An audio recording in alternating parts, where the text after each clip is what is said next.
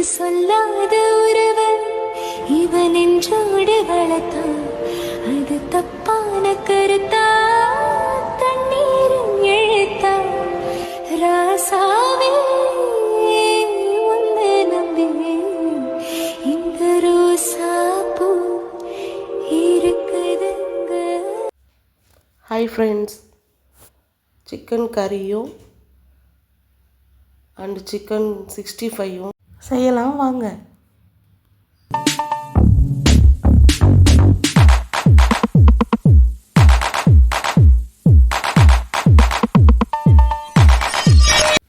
எண்ணெய் ஊற்றி கறிப்பட்டெல்லாம் அதில் போட்டுட்டு பொரிஞ்ச உடனே பச்சை மிளகா போட்டுட்டு ஒரு கைப்பிடி கருவேப்பிலை கொத்தமல்லி போட்டுட்டு கொஞ்சம் நல்லா பொரிஞ்சதுக்கு வெங்காயம் போட்டு வதக்குறேன். ஒரு கைப்பிடி புதினா ஃப்ளேவராக இருக்கிறதுக்காக அது நல்லா வறுத்து விட்டு சட்டி நல்லா சூடாக இருக்குது, நல்லா பொரியுது. உப்பு கொஞ்சம் போட்டு மஞ்சத்தூள் கொஞ்சம் போட்டாச்சு. ரெண்டும் சேர்த்து நல்லா வதக்குனா வெங்காயம் நல்லா சீக்கிரமாக வதங்கும். சட்டியில் செய்கிறது ஒரு தனி ருசி தான். பிரிஞ்சி இலை போட மறந்துட்டேன், பிரிஞ்சி இலை ஒன்று போட்டாச்சு. சைடில் அப்படியே முட்டை வேக வச்சுட்டேன், முட்டை வெந்துட்டுருக்கு. அதே நேரம் வெங்காயம் நல்லா வதங்கிடுச்சு. இஞ்சி பூண்டு பேஸ்ட்டு போட்டாச்சு. பேஸ்ட்டாக போட்டால் தெரியாத டேஸ்ட்டு, கொஞ்சம் நசுக்கின மாதிரி போட்டால் தான் நல்லாயிருக்கும். அதை நசுக்கின மாதிரி போட்டிருக்கேன்.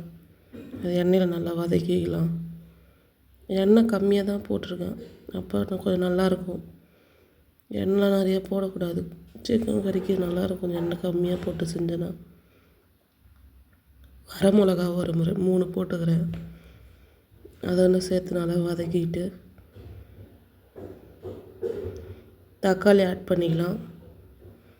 முழுசாக ஒரு 3 தக்காளி கட் பண்ணி போட்டிருக்கேன், நல்லா பழுத்த தக்காளி.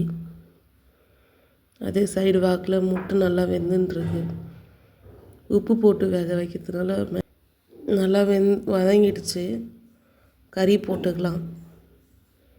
2 லெக் பீஸ் ஈரல், கொஞ்சம் கறி போட்டு நல்லா வதக்குவோம்.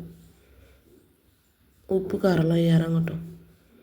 அதுக்கப்புறம் மிளகாத்தூள் போட்டுக்கலாம். குழம்பு மிளகாத்தூள் 2 ஸ்பூன் போட்டுக்கிட்டேன். நல்லா கலந்து விட்டேன்னா காரமும் எல்லாம் ஏறும். கொஞ்சோண்டு தண்ணி விட்டு கொதிக்க வைக்கிறேன். சைடு வாக்கில் 65க்கு ரெடி ஆகிட்டுருக்கு. எங்கள் வீட்டுக்காரர் தான் ரெடி பண்ணிட்டுருக்காரு.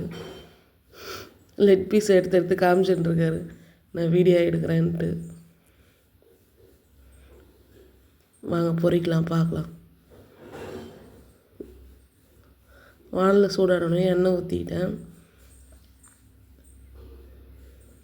எண்ணெய் நல்லா கொதிக்கிட்டோம். அதே சைடு வாக்கில் சிக்கன் கறி கொதிக்குது. எண்ணெய் கொஞ்சம் சூடானோடனே சிக்கனை போட்டு எடுக்கிறேன்.